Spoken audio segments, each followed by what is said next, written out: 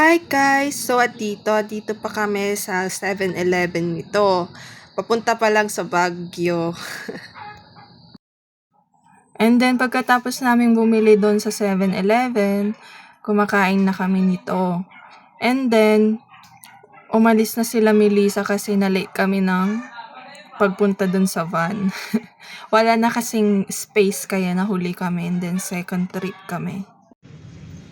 Dito guys, nakasakay na kami sa minibus papuntang Baguio. Yan. Yan, katabi ko si Hana niyan.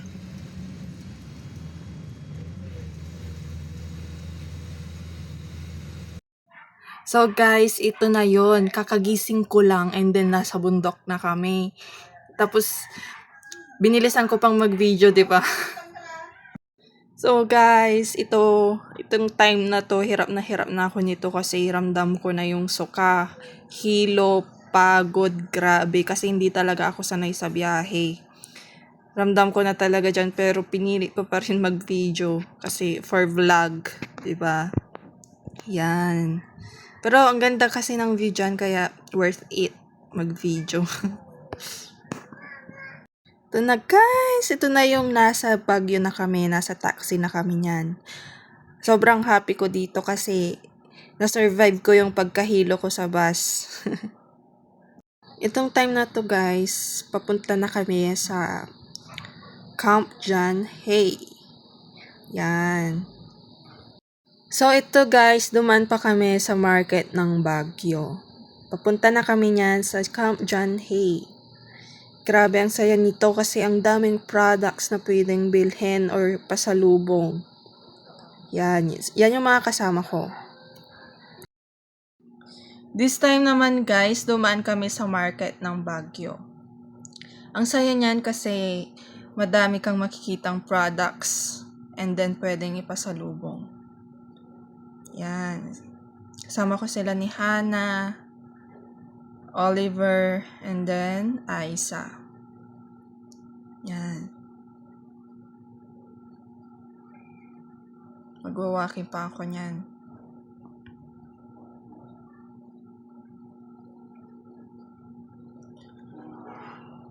And then, yan.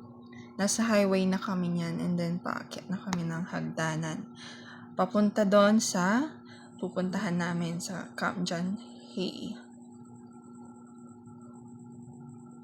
Yan. May pahagod-hagod pa ng buhok ko. Tawa pa yan. Yan. And then, yan, isa pa. May isa pang pa-vlog siya. Pa-intro. Yan. Good. Yan, nandiyan na kami sa destination namin. Nandiyan na kami sa Camp John Hay. Ang ganda dyan guys, super, super naturistic.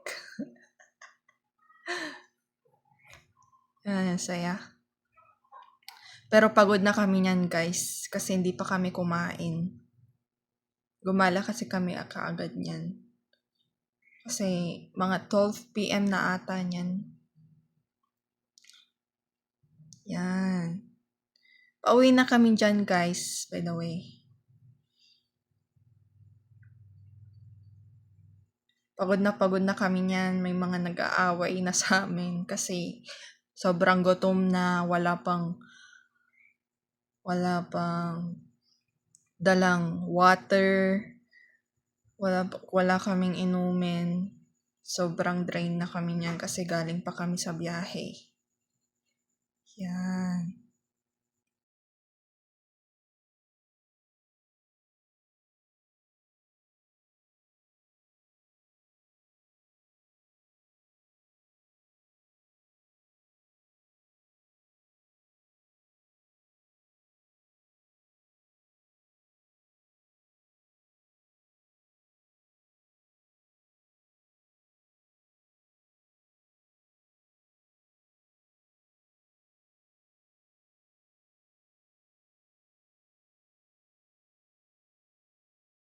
Ito na nga guys, kausap ni Rochelle.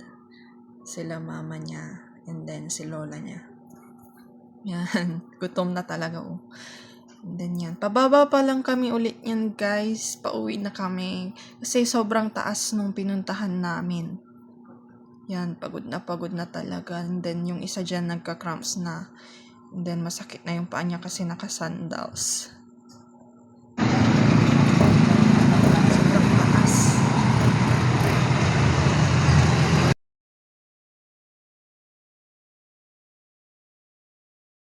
And then, this is the next day. Ito na yung sinusulit na namin yung mga pupuntahan namin.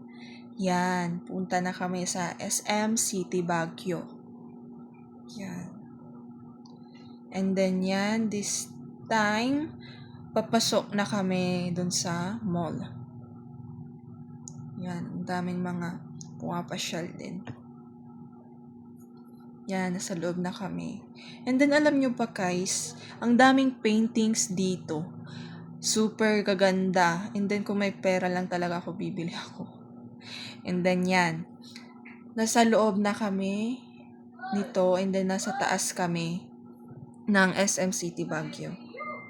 And then dito naman, andito kami sa Botanical Garden. And then, hindi kami nakapasok dito kasi sobrang taas ng entrance fee. Wala na kaming budget. Yan.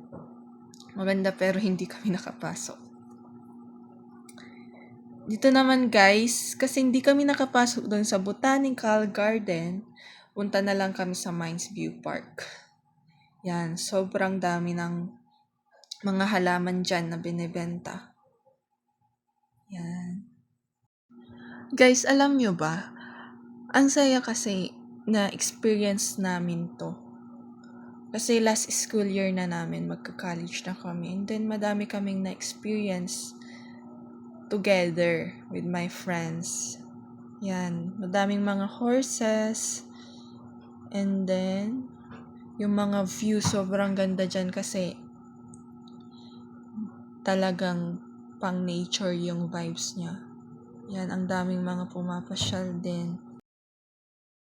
That's it guys. So this is the last clip. Thank you. Bye.